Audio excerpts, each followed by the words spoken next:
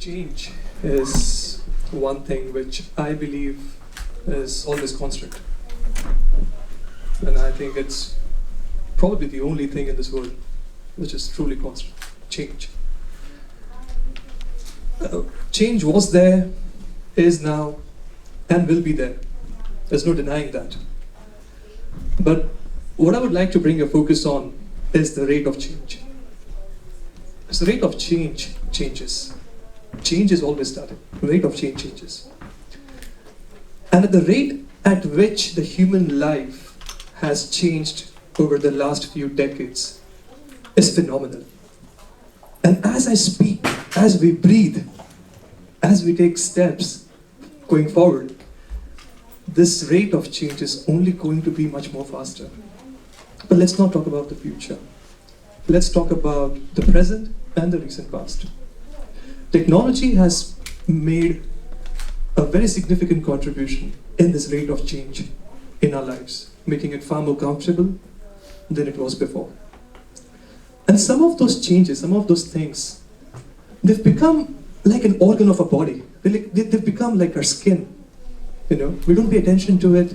We take it somewhat for granted. Well, let me give you an example. Electricity. How many of you have experience of living without electricity? How many of you have lived without electricity? Maybe for a day, for 2 days, for a week, okay, for a month, for a year, for all your lives, couple of days, for all your lives. I'm talking about living absolutely without electricity. And just to let you know basic facts, and these are not EU numbers, these are actually from the World Bank and Asian Development Bank and many other organizations. More than 1 billion people around the world do not have access to electricity. More than 1 billion. In India alone, when I started my work, there were more than 300 million people who did not have access to electricity. To put a perspective, that is 42 Bulgaria, 42 times Bulgaria, with a population of 7 million. To put a bit of more perspective, that is 300 Sofias. And I'm not sure how population of what population of Plovdiv is, but I'm guessing it's less than Sofia. It's 300 Sofias not having access to electricity. Now let's start the real talk, because that was the context. My name is Bushan. Namaste and Trivedi, I'm of India, and today I will share my experience with you on a very small, I would say, an insurgency initiative that I did in India when I saw this problem. All the pictures in this presentation are from my work and from the field that I worked in. So what happens when such large portion of the population is not given access to electricity or is not having access to electricity? You obviously need lighting at your home. You would do something to light up your place to eat, to study, to do your work or whatever. People end up doing this, which is right from the Stone Age, lighting fire to get lights. Now what you probably are able to see, not see, I'm not sure, is there's a small oil lamp. I don't know if you have kerosene in Bulgaria. I don't know what you call kerosene, or you have some other name maybe? Kerosene. Da.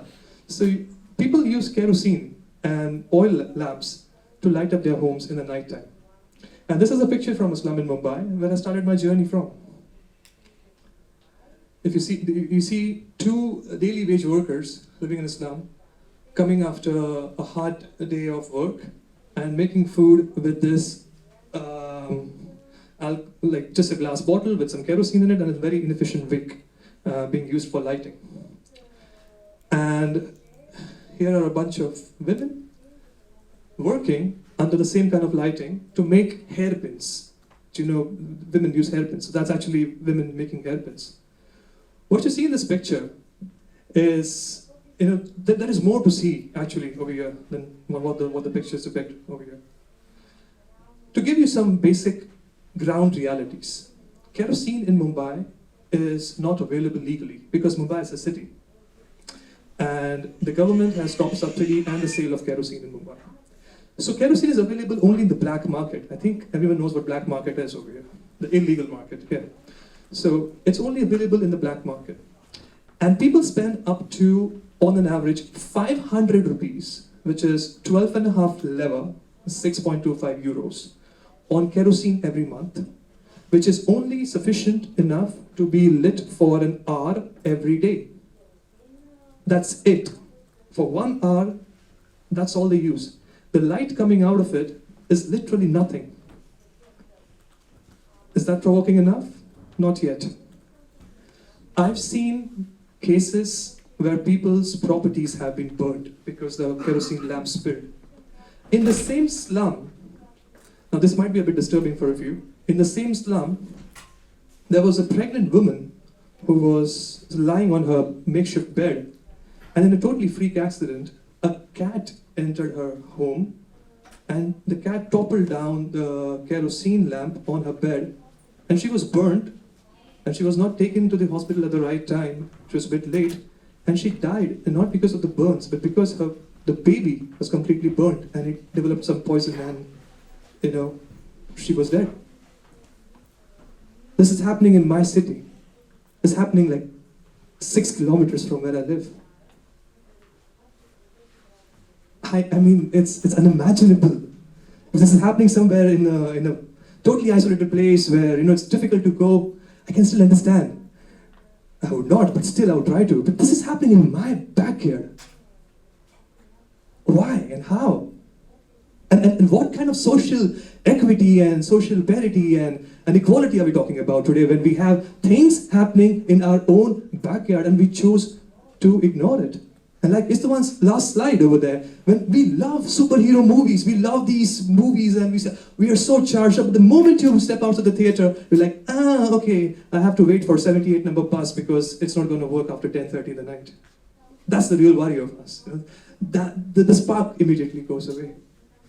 I wasn't like this. I believe we had Gala who was saying she wanted to work with the farmers, but she grew up in a city. Same like me. I never stepped inside a slum ever. But I saw something wrong in front of me, and something had to be done. You can't be quiet when you have all this.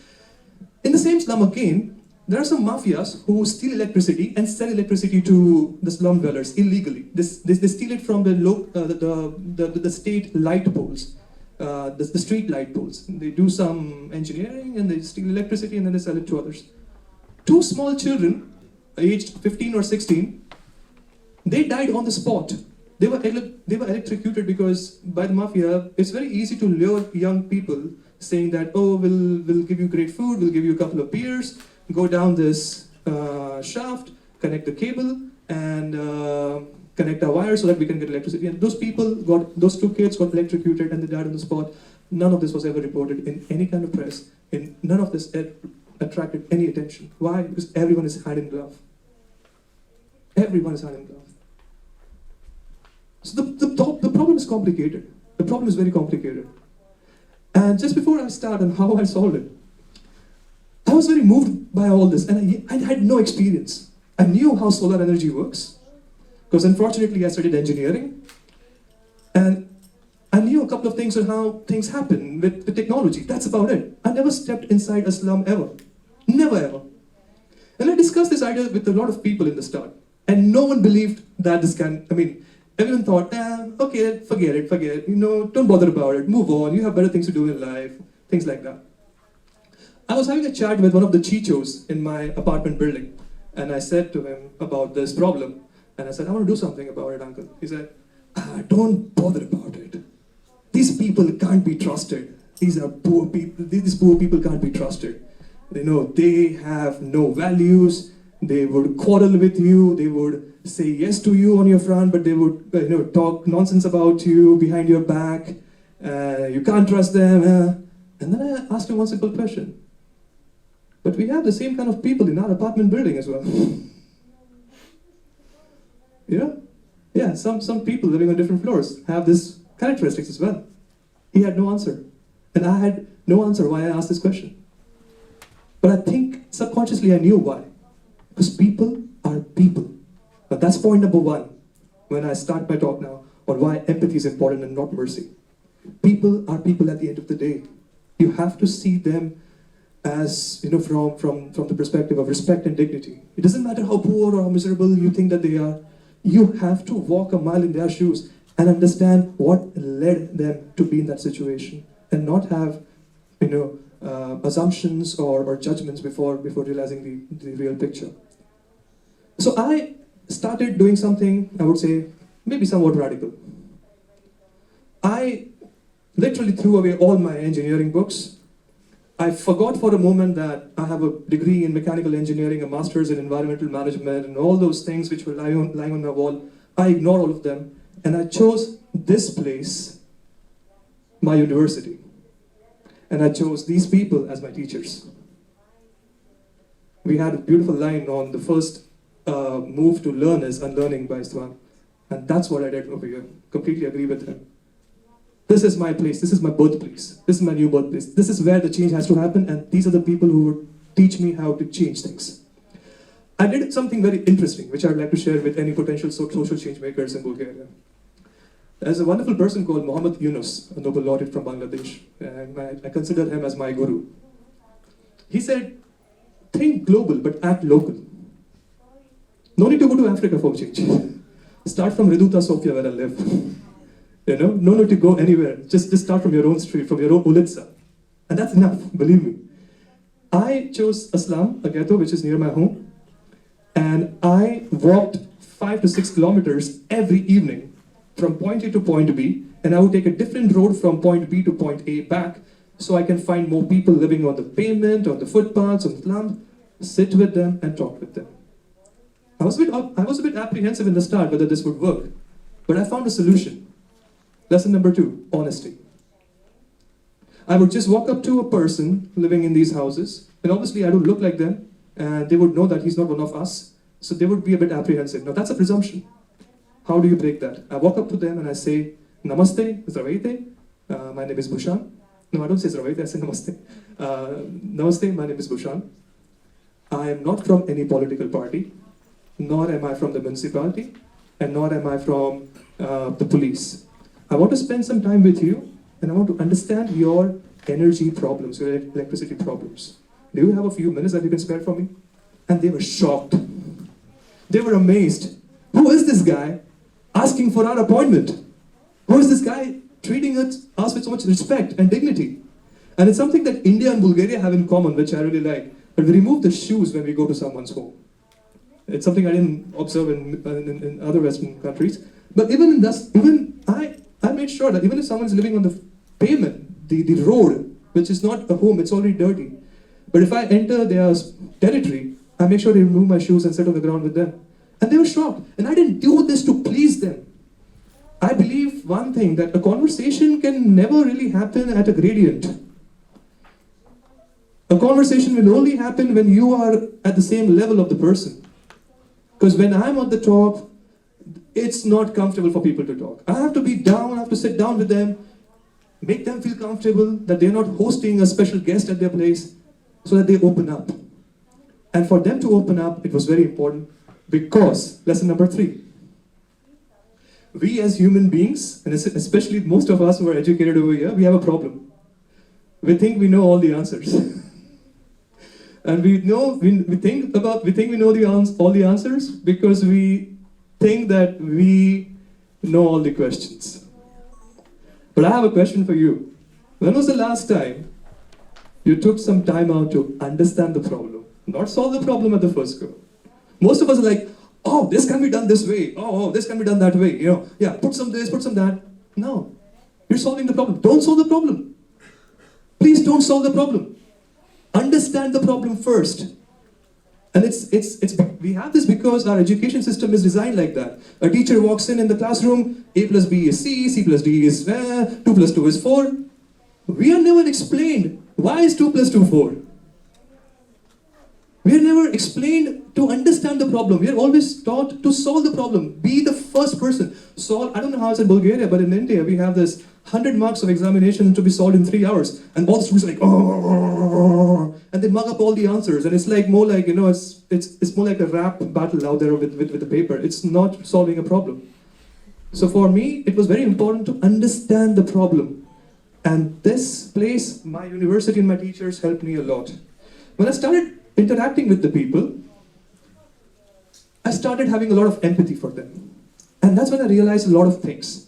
Even though these were very normal interactions, I realized that I'm getting valuable inputs which I would never get through any research papers or through any forums that I'm getting from these people. For example, just to give you a perspective, when I sit in their home, I understand what is the average area of the house in the slum, of the house in the ghetto. I see what's the average household size. I see what is the average household income, how much disposable income they have, what is their expenditure, how many kids per household, how many earning members per household, what is the frequency of their money coming in, is it weekly, daily, monthly, etc. And do the kids go to school? If they go to school, are they regular? If they're regular, that's great. How can we improve that further? If they're not regular, why are they not regular? Are they working because the baseline productivity of the people is already low? So many questions. So many questions. I can't tell you. I have a big list of things which I got first-hand data on by this. If you see, I don't know, it's too much light on the screen, I guess, but if you see this image, I love this image because I love the look on this guy's face. And he is accompanied by his mother, and you can see the kerosene lamp. And the mother said, and I learned something interesting about women that, in my journey. If you give 100 leva, I'm sorry, I'm not being biased, so men, don't throw your shoes on me. If you give 100 leva to a lady, she'll probably use it for productive purposes. Buy books for her kids, or do some sort of good investments for the home. I'm not saying men don't, but chances are men will do that less. And it's not me, it's Professor Yunus saying the same thing. So it's not coming from me. So I saw that mothers had one dream. That the kind of life that I saw, I don't want my children to see it. I want my children to study. I want my children to grow.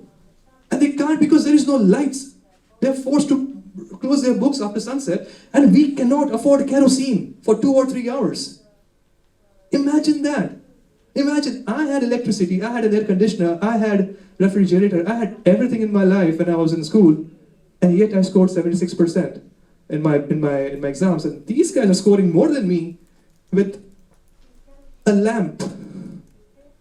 But there is something really wrong over here. So when I came to know about my target group better, I also came to know one thing which was very interesting for me. Lesson number 4. Why I think we don't need mercy all the time. There is my target group which is spending 500 rupees per month on kerosene. That's 12.5 leva. That's around 150 leva per year. And over 3 years, let's say it would be 500 leva with some basic inflation for kerosene. So they're spending money already. They're not getting good service out of it. Students are not able to study. People are burning their properties. People are actually dying. You can't be productive. You can't work, after the sunset on such activities more efficiently. So there was something wrong. After 6 months of very, very heavy engagement with my target group, I understood the problem. And it was lighting and something interesting, mobile charging. Because it's really strange on how in India, I don't know about the other places in the world, everyone has a mobile phone. Everyone. They might not have a connection to charge their mobile phones, but they have mobile phones. And when people don't have electricity at their places, they go to nearby shops and charge their mobile phones. And they pay 10 rupees, which is 25 sutinki per charge. And that's how they... Mobile phones are very important for them because it's a source of their entertainment. They watch movies, they hear songs on it, they love doing WhatsApp, they love sending their pictures and having video calls with their family back in the villages. And data in India is super cheap. I miss that. I do. So, so all had mobile phones. So people need lights, people need mobile phones, and they're spending 500 rupees per month, 6,000 rupees a year. Can we do something about it? And first of all, do we need freebies? Do we need mercy? No, we don't. With all this input, I went back to my drawing board and I realized this problem can be met by a small solar product. And I came up with this solution. is something that I designed and developed. It's called Helios. For some reason, I have a Helios, it's a Greek name, I don't know why. Couldn't find an Indian name for a product like this. It's basically a solar-powered lighting and a mobile charging solution.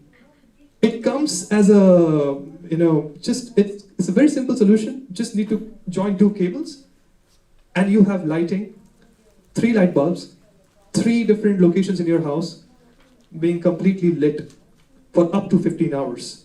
And you have a USB port over here where you can charge your mobile phones in your house. No need to go to any shops or any other place and pay money. All being done at your place for a price point of 2,500 rupees only.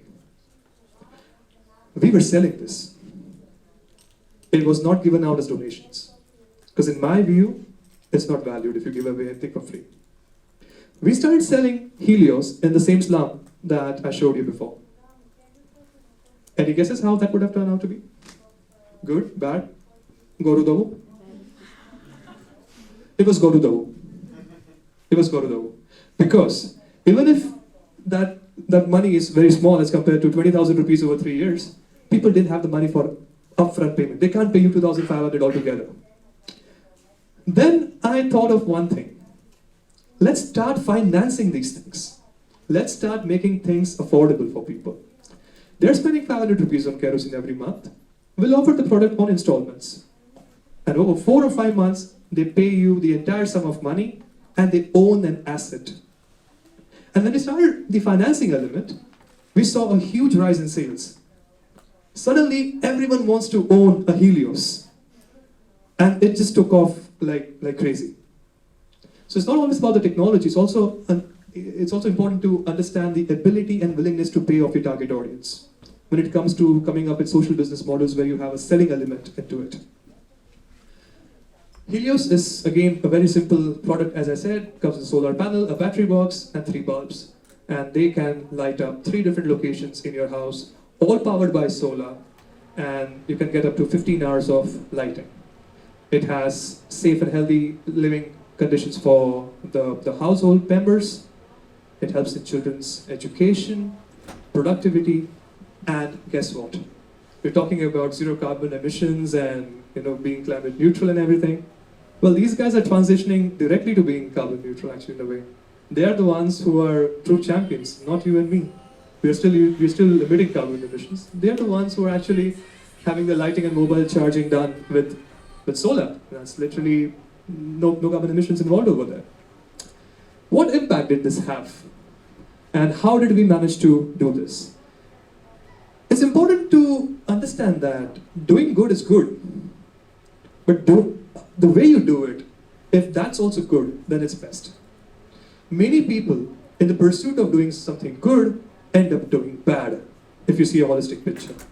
For example, I'll go to a ghetto, and I don't know how it's in Bulgaria, but maybe in India, I just go to a ghetto, and I'll distribute 1,000 solar lamps, and I'll have a nice picture with the beneficiaries. I'll cut a ribbon. People will give me these garlands, and they treat you like a god in the community, and you'll have your pictures in the press tomorrow, and that's about it. But that's terrible. That's terrible for a lot of reasons, which I'll not touch today because it's a long topic. But that's not how you do it. What I wanted to do with Pico is I wanted to change perspectives. It's not only about giving you solar lamps. It's giving my target audience things that they never got from the society. Be it the state, be it any other people who are working with them. For example, when you walk into an Apple showroom, there is an attendant waiting for you and explaining you all the product, the details, the tech specs, blah, blah, blah. Maybe also train you how to use it in some cases. We wanted to do the same for our people. Why? Because they are our customers. They are paying us money. And it's our duty to give them the best service possible. We also understood that people don't understand solar technology.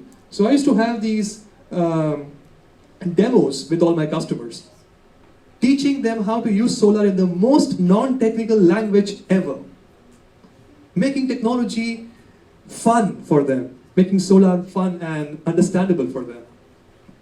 We also had an after-sales service mechanism. And because most of my customers were close to where we were based, we used to offer a 24-hour service thing. I mean, if there's something wrong with your system, just call us up. Every product comes with, if you've seen the product, it comes with our number on it. There's a number, there's our office number. You can call us, and within 24 hours, we'll come and fix the problem on site. And if it's under warranty period, zero money charged. People were shocked.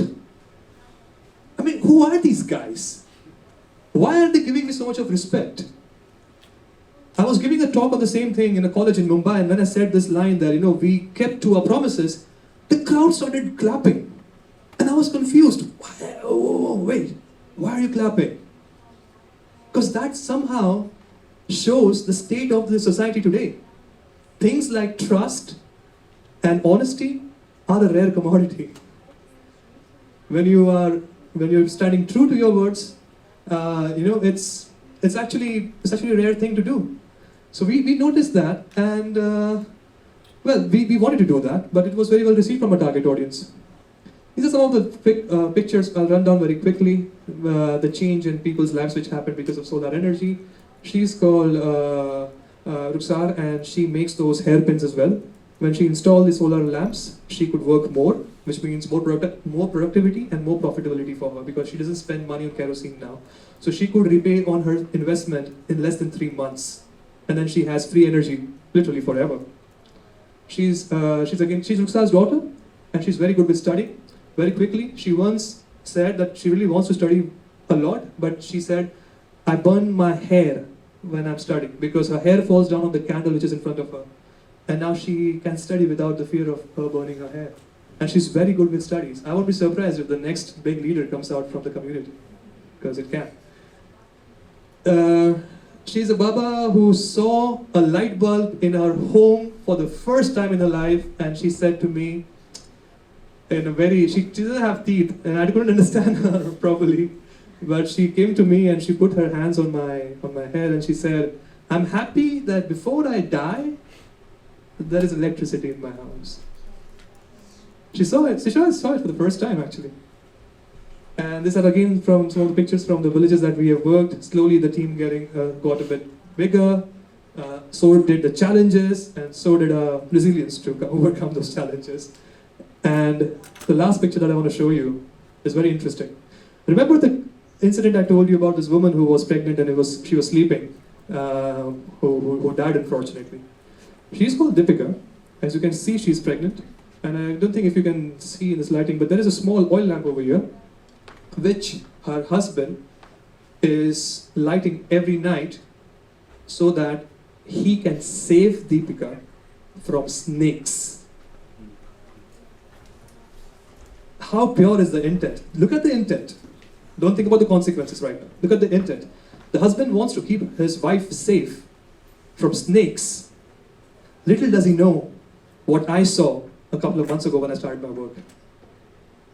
Deepika has a solar-powered lighting, and you can see the geography over here. She's never going to get grid electricity, ever. And the beauty is, because she's on solar, probably the whole of my country might have a power cut, but Deepika will never. And that's the beauty of the technology. And lastly, when she had her labor pains starting, it was nighttime, and I got this news later on that her husband used our solar lamps to take her from this place to the nearest town hospital, and she delivered a very healthy baby, and the mother and the baby are both healthy and fine and doing good. Completely unintended impact, but I'm happy it happened. Thank you so much.